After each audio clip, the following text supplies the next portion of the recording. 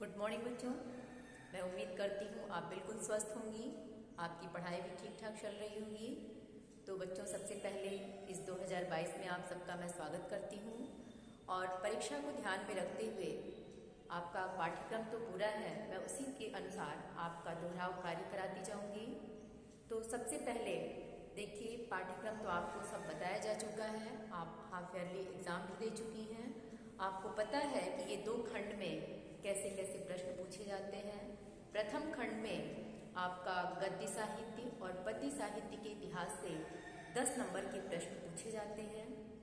इसके बाद जैसे आपका हाफ ईयरली परीक्षा में प्रश्न पूछा गया था, ठीक वैसे ही होगा। फिर एक बार मैं आपको बता देती हूँ। इसके बाद आपका प्रश्न नंबर 2 से आप गद्य साहित्य के इतिहास से 10 नंबर के प्रश्नोत्तर होंगे।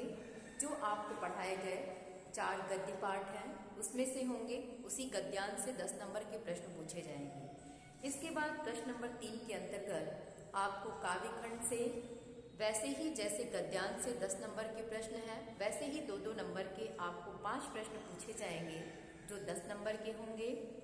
इसके बाद प्रश्न नंबर 4 में आपका जीवनी आता है, जो 5 नंबर का गद्य से और 5 नंबर से कवि का साहित्यिक परिचय और उनका जीवन परिचय पूछा जाता है। फिर आपके गद्य खंड में ही एक कथा भारती है जो आप पढ़ चुकी हैं, जिसमें मात्र 2 ही कहानी आपको पढ़नी है। तो अभी आपको वार्षिक के लिए सिर्फ एक आकाशदीप कहानी पढ़नी है जो मैं पढ़ा चुकी हूँ। उसके उद्देश्य मैं बताई हूँ, अगर आपको लिखना होगा मैं उसको लिख करके व्हाट्सएप पे भेज दूंगी। और इसके बाद एक आपका सूतपुत्र नाटक आता है। ये सारी चीज़ें आपको खंड क में पूछे जाएंगे। सूतपुत्र नाटक में आपको उससे भी प्रश्न 5 नंबर के ही प्रश्न पूछे जाएंगे। उसमें कर्ण का चरित्र चित्रण या उसके जो सर्ग हैं, किसी एक सर्ग पे आधारित कोई भी एक प्रश्न होगा कि किसी एक सर्ग का वर्णन आप प्रस्तुत करिए। या उसमें प्रश्न ये भी देता है कि जो सूतपुत्र नाटक उस समय रचित था वो आज के परिवेश पे कैसे सटीक साबित होता है, इस चीज का स्पष्टीकरण करिए। तो इस सूतपुत्र नाटक पे आधारित आपको जो भी प्रश्नोत्तर मैं लिखाई हूँ उसी से ही प्रश्न पत्र में आपको पूछा जाएगा। इसलिए ये सारी चीजें आप तैयार करेंगी।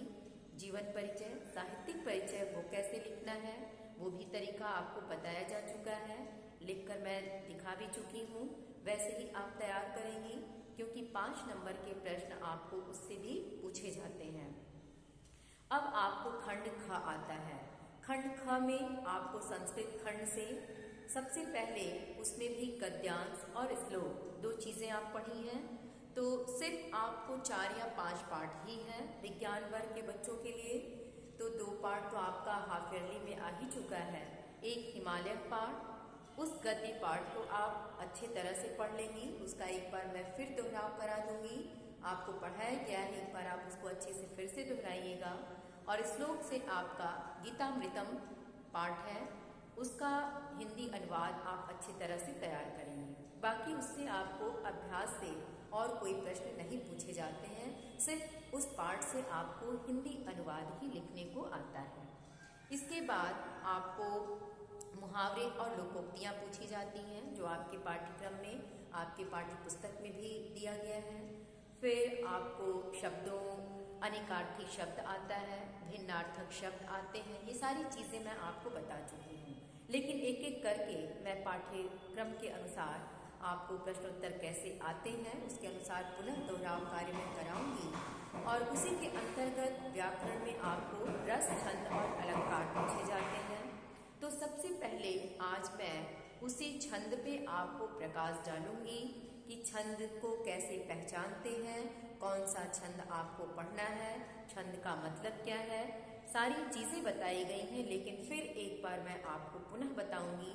और इसके बाद आपको 6 नंबर का जो पत्र लिखने को आता है, पत्र भी आपको बैंक से ऋण लेने के लिए या अपने मोहल्ले में कोई सफाई के लिए जिलाधिकारी के नाम पे, या आपको किसी विद्यालय में प्रवक्ता पद के लिए देना है आवेदन, या लिपिक पद के लिए आवेदन करना है। ये सारे प्रश्न पत्र आपको पत्र कैसे लिखने हैं ये सारे तरीके आपको बताए जा चुके हैं, लिखवाए भी गए हैं। तो कृपया आपसे मेरा यही निवेदन है बेटा, उस चीज़ को आप एक बार पुनः दोहराइएगा, लिख करके आप अभ्यास करिएगा। और इसके बाद विचार अभिव्यक्ति, जिसको हम कह सकते हैं, जो निबंध के अंतर्गत आता है, वो भी 9 नंबर के प्रश्न में पूछे जाते हैं। तो आजकल देखिए भ्रष्टाचार है, आप सबसे पहले उसी पे तैयार कर लीजिए। और अभी तो आपको हाल ही में इंटरनेट का क्या लाभ है, क्या नुकसान है, इसके फायदे और इसके नुकसान, यानी लाभ और हानि दोनों पे आधारित आप इस पे तैयार कर लेंगी, जो 9 नंबर का पूछा जाता है। तो ठीक, ये तो मैंने प्रश्न पत्र का एक प्रारूप बता दिया, तो इसी के अनुसार सारी चीज़ें आपको लिखाई और पढ़ाई गई हैं, सिर्फ आपको एक बार दोहराव कर लेना है। और दूसरी चीज़, जो गद्य और पद्य साहित्य के इतिहास से जो आपको 10 नंबर के प्रश्न पूछे जाते हैं, वो पूरे पाठ्यक्रम से मैंने आपको अच्छा खासा नोट्स लिख करके भेज दिया है। आपको उसी में से जब भी आपको, चाहे आप बोर्ड एग्ज़ाम देने जाएं, 12th में प्री बोर्ड दें, कुछ भी एग्ज़ाम दें, वो सारे पाठ्यक्रम से मैंने आपको छांट करके प्रश्न लिखवाया है, उसी से आपको पूछे जाएंगे, उसे आप तैयार कर लेंगी। और संधि में भी केवल आपको गुण संधि, वृद्धि संधि, दीर्घ संधि, अयादि संधि और यड़ संधि, केवल यही 4 संधि पढ़नी है। ये भी मैं आपको पढ़ा चुकी हूँ, एक बार आप अपनी कॉपी जरूर पलट के देखिएगा, लेकिन थोड़ा थोड़ा समय से मैं उसको दोहराव भी कराऊंगी। तो सबसे पहले आज हम लोग क्या दोहराव करेंगे? छंद का। तो देखिए, आप सबको बताया गया है छंद क्या है। तो छंद क्या है? छंद कविता की जो स्वाभाविक गति होती है, जिससे कविता एक लय में पढ़ा जाता है, उसे हम क्या कहते हैं? स्वाभाविक गति के जो नियमबद्ध तरीके को हम छंद कहते हैं। अब छंद के प्रकार कितने होते हैं? छंद भी वर्णिक छंद होता है और मात्रिक छंद होता है। वर्णिक छंद किसको कहते हैं? जिनकी गणना हम वर्णों के आधार पर करते हैं, उन्हें हम वर्णिक छंद कहते हैं। और मात्रिक छंद, जिनकी गणना हम मात्रा के आधार पर करते हैं, उन्हें हम मात्रिक छंद कहते हैं। अब मात्रिक छंद में भी इसके 3 प्रकार हैं, एक सममात्रिक छंद, एक विषम मात्रिक छंद और एक अर्ध सममात्रिक छंद। तो आपके पाठ्यक्रम में आपको पढ़ना मात्रिक छंद ही है। और इसको सूत्र के तहत भी मैंने आपको बताया था कि ये इसके 8 गण होते हैं, जिसका संक्षेप में सूत्र था यमाता राज भानस लगा, यगड़ तगड़ रगड़ जगड़ भगड़। ये मैंने आपको बताया है, आप एक बार उसको भी देख लीजिएगा। अब देखिए, छंद में जो चरण होता है, चरण इसमें 4 या 6 चरण होते हैं। अब हम छंद की मात्रा को कैसे पहचानेंगे, कैसे हम जानेंगे कि ये लघु है, ये गुरु है, या ये चौपाई है, ये दोहा है, ये सोहा है? इसको पहचानने का तरीका क्या है, वो मैं आपको संक्षेप में बता देती हूँ। देखिए, सबसे पहले जो मात्रिक छंद हमको पढ़ना है, तो इसको वर्ण या मात्रा कहते हैं। तो इस मात्रा को 2 भागों में, एक ह्रस्व और एक दीर्घ है, जिसको हम गुरु के नाम से जानते हैं, ह्रस्व स्वर जिसे लघु कहते हैं। तो उन मात्राओं की गणना कहाँ लघु होगा, कहाँ गुरु होगा, ये भी तरीका मैं आपको बता चुकी हूँ, लेकिन एक बार पुनः आपके सामने मैं दोहराती हूँ। देखिए, लघु वर्ण जिसके लिए ये एक लाइन खींची जाती है लघु वर्ण के ऊपर, जिसकी गिनती 1 की जाती है। जैसे चंद्र बिंदु वाले जो भी वर्ण होते हैं, जैसे कोई भी चंद्र बिंदु वाला वर्ण होता है, उसको हम गुरु न मान के क्या मानते हैं? लघु मानते हैं, अर्थात वो 1 गिनती गिनी जाती है। चंद्र बिंदु आप समझ रही होंगी, जैसे चंद्र लिखा है, ये अगर इसके आगे ऊपर ये लगा है तो ये क्या है? इसको हम चंद्र बिंदु कहते हैं। इसको क्या हम मानते हैं? लघु मानते हैं। लघु का निशान आपका ये है, ये ध्यान दीजिएगा। दूसरी चीज, जो ह्रस्व मात्रा से युक्त वर्ण होते हैं, ह्रस्व मात्रा से युक्त वर्ण, जैसे यहाँ आप देखिए मैं लिख रही हूँ, ह्रस्व मात्रा वाले वर्ण कौन कौन से होते हैं? जैसे ये तो एक वर्ण है, फिर आपका छोटी ई है, छोटा ऊ है, ये सारी चीजें क्या है? ह्रस्व मात्रा वाले। तो ये भी क्या माने जाते हैं? लघु माने जाते हैं। इनकी गिनती 1 होती है ये रस्व मात्रा वाले हैं। तो ये हो गया रस्व मात्राओं से युक्त वर्ण क्या होते हैं, लघु होते हैं। उसके अंतर्गत क्या क्या आता है, छोटी ई और छोटा ऊ। छोटी ई आप जानती हैं जो पीछे से मात्रा लगाया जाता है, छोटा ऊ जो ऐसे लगता है, ये आपका पहचान है। तीसरा संयुक्ताक्षर जो है वो अपने आप में लघु होता है, किंतु उनसे पूर्व का जो लघु वर्ण होता है वो दीर्घ मान लिया जाता है। संयुक्ताक्षर ध्यान दीजिएगा, जो संयुक्ताक्षर होते हैं, संयुक्ताक्षर अपने आप में क्या होते हैं, लघु होते हैं, लेकिन उन संयुक्ताक्षर के पूर्व पहले का यदि लघु वर्ण है तो वो लघु वर्ण को भी हम गुरु मान लेते हैं, उसके हम निशान लगाते हैं ये, और इसकी गिनती करते हैं 2। अब होता है आपका दीर्घ या गुरु। हम दीर्घ या गुरु किसको कहते हैं ये भी जानिए। तो दीर्घ स्वर वाले वर्ण अपने आप में दीर्घ स्वर वाले वर्ण क्या होंगे, गुरु होंगे। उसके अंतर्गत क्या है, आ है, बड़ी ई है, आपका बड़ा ऊ है, ए है, ए है, ओ है, औ है। ये क्या है, ये आपके दीर्घ स्वर वाले वर्ण होते हैं जिन्हें हम गुरु के नाम से मानते हैं। इसके बाद बच्चों ध्यान दीजिएगा, जो विसर्ग वाले वर्ण होते हैं, विसर्ग देखिए ये क्या है, विसर्ग। अब इस पे अगर मात्रा हमें लगाना है तो प में अपने आप ये र लगा हुआ है, इसके साथ साथ अगर ये नहीं भी होता तो भी ये गुरु होता, लेकिन इसमें आ की मात्रा के चलते भी ये गुरु है, और त पे आगे विसर्ग है, इस विसर्ग के चलते भी ये क्या है, गुरु है। ये ध्यान दीजिएगा। अब तीसरी चीज है अनुस्वार युक्त वर्ण। अनुस्वार युक्त वर्ण भी क्या होते हैं, दीर्घ होते हैं। जैसे संत और आनंद, ये क्या है, आपका अनुस्वार है, इसको क्या कहते हैं, अनुस्वार।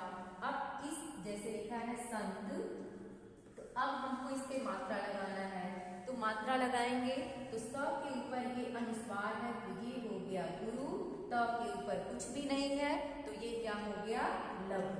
ठीक, तो ये तो आपको कहाँ लघु लगाना है, कहाँ गुरु लगाना है, ये मात्राओं को लगाने का तरीका आपको पता होगा, तभी आप ये समझ पाएंगे कि ये चौपाई है, दोहा है, सोरठा है, रोला है या कुंडलिया है। इसके साथ साथ इसकी परिभाषा भी जानना आपको आवश्यक है कि कैसे किसकी क्या परिभाषा होती, किसके अंतर्गत क्या आता है, और यति और गति क्या होता है। तो देखिए यति क्या होता है, गति क्या होती, एक नियम में, एक लय में जब हम कविता को पढ़ते हैं तो कविता की गति है, और यति क्या है, जब हम कविता का पाठन या वाचन करते हैं तो थोड़ा अल्प जो विराम लेते हैं वो अल्प विराम ही यति कहलाती है। समझ में आया ये यति क्या है, जब कविता वाचन करते समय थोड़ा विराम लेते हैं तो वो थोड़ा अल्प विराम ही हमारा यति कहलाता है। तो ये चीज हो गया। और इसके साथ साथ एक चीज और आपको ध्यान देना है, कभी कभी कविता वाचन करते समय जब हम पढ़ते हैं तो कभी कभी लघु वर्ण पर भी हमें जोर देना पड़ता है। उस लघु वर्ण पे थोड़ा जोर दे करके, थोड़ा समय दे करके उसका वाचन जब करते हैं तो उस लघु को भी हम गुरु मान लेते हैं। एक चीज ये ध्यान दीजिएगा। और दूसरी चीज, कभी जब कविता वाचन करते हैं और मात्राओं की जब गणना करते हैं तो उन मात्राओं और वर्णों की गणना करते समय यदि एक मात्रा का अंतर आता है तो लघु को गुरु और गुरु को लघु भी मान लिया जाता है। जैसे मान लीजिए हम चौपाई ही पढ़ रहे हैं और चौपाई छंद में आपको पता है कि इस पे 4 चरण होते हैं, मैं उसकी भी परिभाषा आपको बता ही देती हूँ। ये तो आपको मात्रा लगाने का तरीका मैंने बताया। अब एक चीज आपको मैं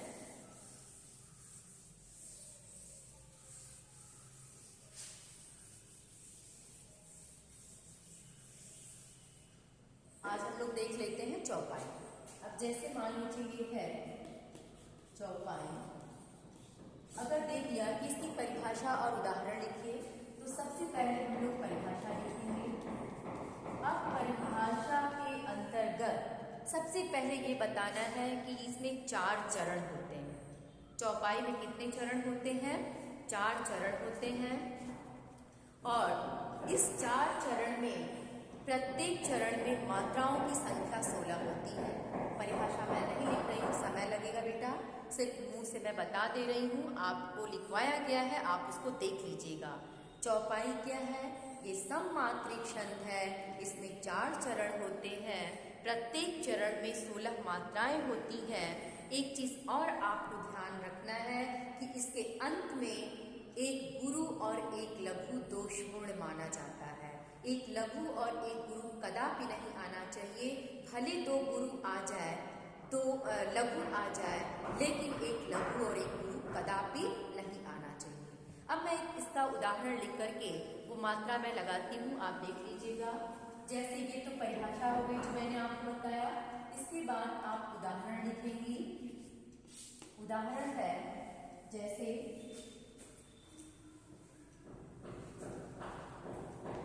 निरखी,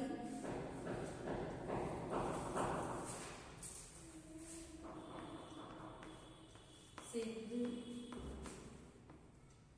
साधक, अनुरागी। एक चरण पूरा हो गया। निरखी, सिद्ध, साधक, अनुरागी, सहज, स्नेह,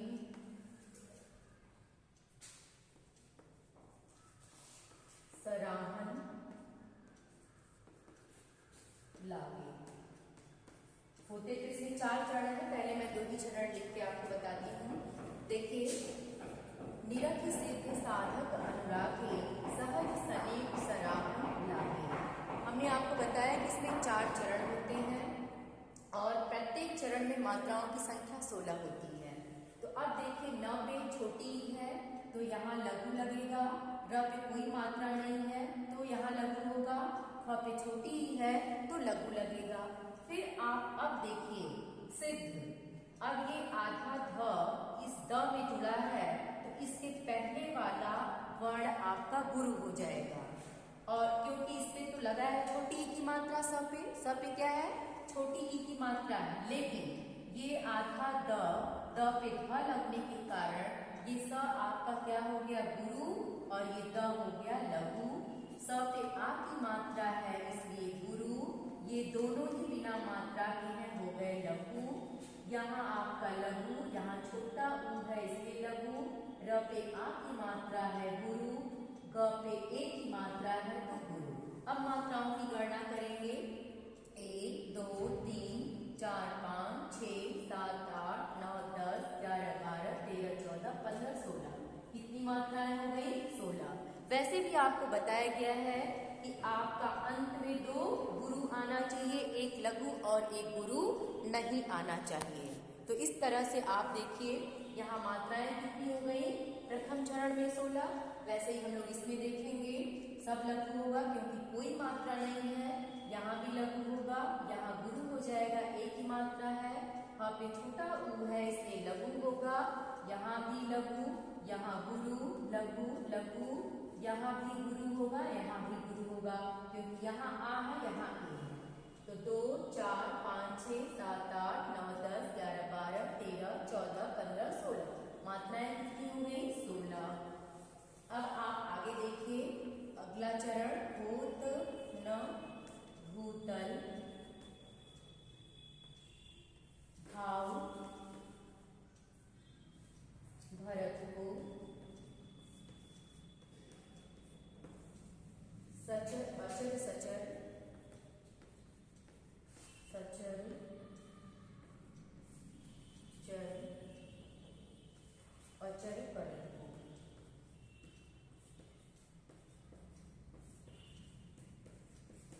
अगला चरण क्या है? भूत न भूतल भाव भरत को, अचल सचर चर अचल करत को। अब इसमें देख लीजिए मात्रा, यहाँ गुरु हो जाएगा, लघु लघु गुरु लघु लघु।